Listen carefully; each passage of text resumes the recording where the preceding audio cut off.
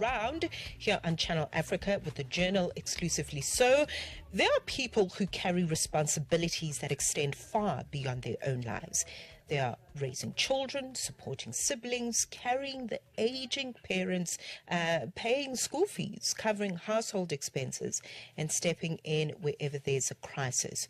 So whether they're mothers or single fathers or firstborn daughters, whatever the case is, we're going to be looking at how responsibilities can shape every major life decisions. We examine what it means to carry everyone else's future while trying to build your own, and the invisible burden of responsibility and how it shapes people's financial, emotional and personal lives. On the line with me, Sarah Muni. She's a life coach based in Nairobi. Sarah, a pleasure to connect with you. Thank you very much for your time.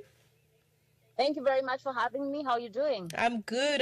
Thank you very much for stepping in. Really, really appreciate it. Let's talk about this, and perhaps a good place to start is to look at what do these growing numbers of family breadwinners and caregivers tell us about the changing reality of family life today? Yes, we are living in times when if you go to any country, you ask people how's the economy, they're going to tell you, we are just getting by. So you find in one family, we have one breadwinner, as long as you have a job, when you get a job, you have your own needs as a person, but then even at home, people are looking up to you. And so it's the needs grow and grow and grow. And so for me, what I always say is you need to, first of all, take care of yourself so that you don't pour from an empty cup. It is good to help because we are born in a family. God made sure we are born in a family. We are able to help each other. We can support each other. But it needs to be done with a lot of care so that we are not pouring from an empty cup. We are actually pouring from a place of abundance. Right. But we're also seeing traditional family structures evolve and economic pressures intensify. How should we rethink our understanding of care, obligation, and shared responsibility? I think it's very important that, first of all, appreciating that we come from families. I think that's important. And for me, I want to say we don't have to go beyond the means of what we can do to please families, to please our loved ones, to please our families. I believe that the most important need in any family is love. I know the economic part and the money will come in, but for me, the most important thing in a family is love. Presence, very important. Love, presence. The money and the economic support can come later. So if we are going to talk about supporting family, I want to say first of all, even checking up on the people who send money to their families, but you are never there. You are never there. In fact, you live in Joburg. The last time you are in KZN, where you come from, Peter Marie's book, was last year but one. Trust me, if you ask your family members what they would want most is to see you. It is to see you. So presence for me is love and is care. And then, of course, showing love and showing up for people in those ways, it is the real love and genuine care that people really need. The material part where we'll need the money. That one is like a third or a fourth need. For me, presence is more important than even showing up economically. Right. And to what extent do cultural expectations around duty and sacrifice continue to shape the life choices that people are making, particularly those expected to carry the family?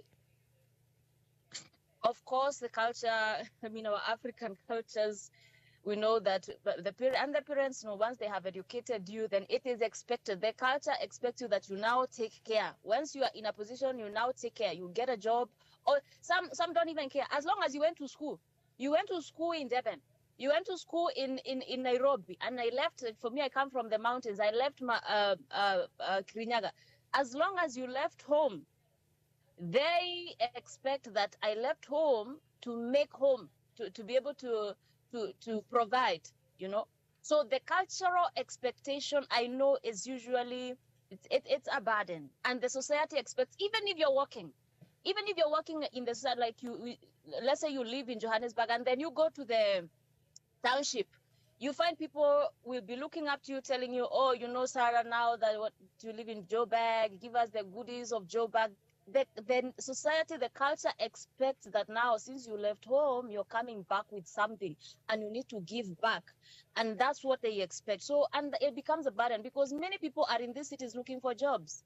They don't have, you know, they can't even, you know, sustain themselves. So it is a burden, but I want to see the balance is very important. Honesty is also very important, and knowing there's what I can do and what I cannot do. And I am not going to try and please people while squeezing myself out of the very life, you know, that I need to protect.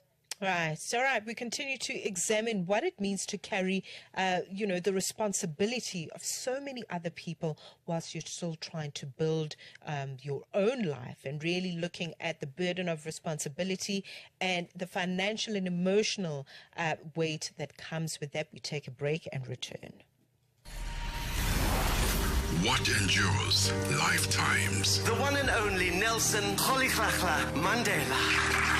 Not titles or office. This is to the transformation of Nelson Mandela Square in the next 20 years. Not speeches or monuments. Ideals do. Never and never again shall it be. Across Africa, these ideals live on in communities and conversations about tomorrow, in choosing hope through hardship, unity over division, in the belief that freedom and dignity belongs to us all. Some legacies are not remembered, they are lived. We should all bear in mind that the greatest glory of living lies not in never falling, but in rising every time you fall. Celebrating Mandela Month on Channel Africa, the African perspective. This Mandela Month, join the conversation shaping Africa's future. Mandela Month on Channel Africa. What happened and what it means.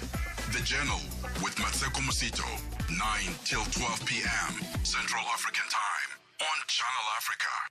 Well, we continue our conversation, our unfiltered conversation here on The Journal with Sarah Muni, who is a life coach based in the city of Nairobi. And we're really unpacking, you know, the pressures of building your own life, but also the responsibility that comes with having to help everybody else whilst you are at it. Sarah, I'd like us to look at women, particularly mothers and firstborn daughters.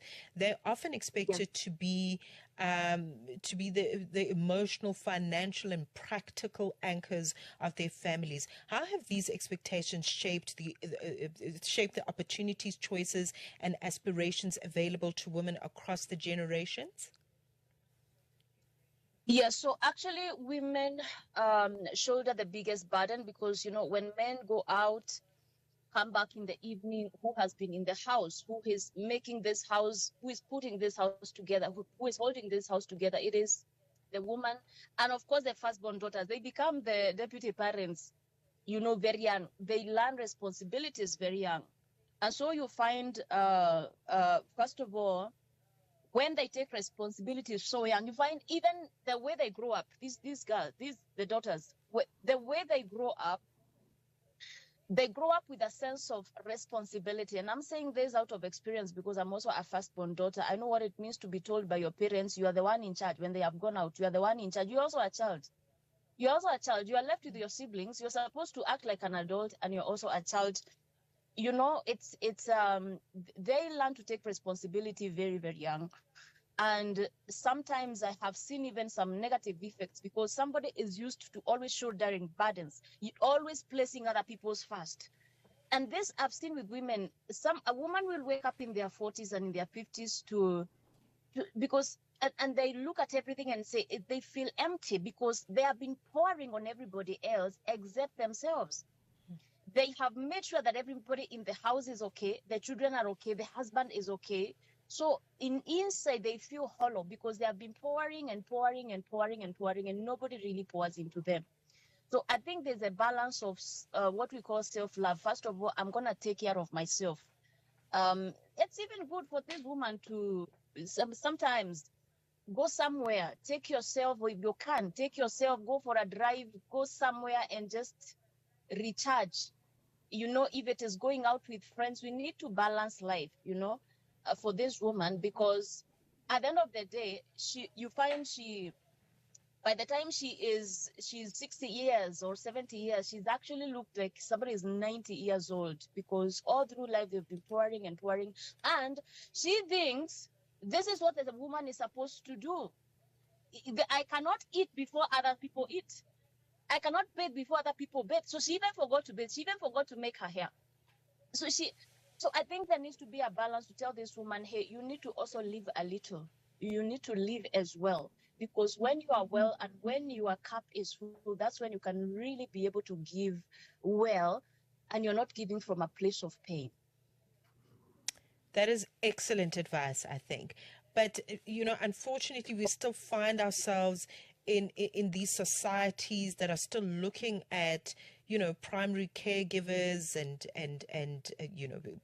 looking at us as career people as well. And, we've got personal ambitions. So is society doing enough to redefine what support, partnership, and shared responsibility should actually look like at this time? No, society is not doing enough. Actually, we really need to let the men know that they can also cook. They eat, they should cook as well. Mm-hmm. And in that day, we have this corporate woman is also bringing money into the house. Yeah, I also went very early. This woman also went out very early to go and chase, that bag. And I come back with the bag in the evening. I'm also tired. I'm also exhausted. There should be shared responsibility within the homes. And I think this should be an agreement that when people are coming together to make a family, this agreement is there. But this thing of we relegate this woman, you're supposed to take care of the children, take care of the home.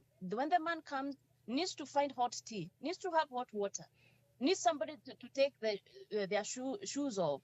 And this woman also comes, she's also very tired. I think this is a conversation people need to have when we are dating, when we are courting, that, hey, you also can cook. You know what? You can cook, you can take care of the kids while I sit and watch TV, while I go and make my hair, while I go and make my nails, while I rest. That conversation needs to be there, very important, so that people don't come with societal, the way we have grown up. Somebody grew up seeing the father sits there, the mother does everything. So this man expects that a wife who is also going out, she's also tired. He expects the woman will also do the same.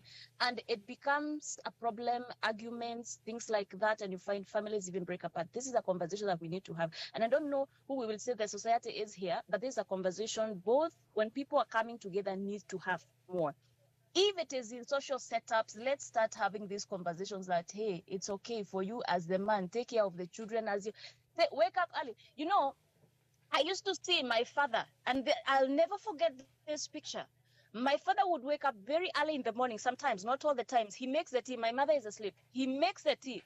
He goes and gets the milk and makes tea for us. And then by the time we are waking up, it's already set on the table. And we would be very happy. We would be jumping up and down. There are eggs there, and Dad made eggs for us in the morning. I remember that picture. And I think it is very powerful, so that we are able to raise children who take responsibility, not just shielding responsibility to their sisters.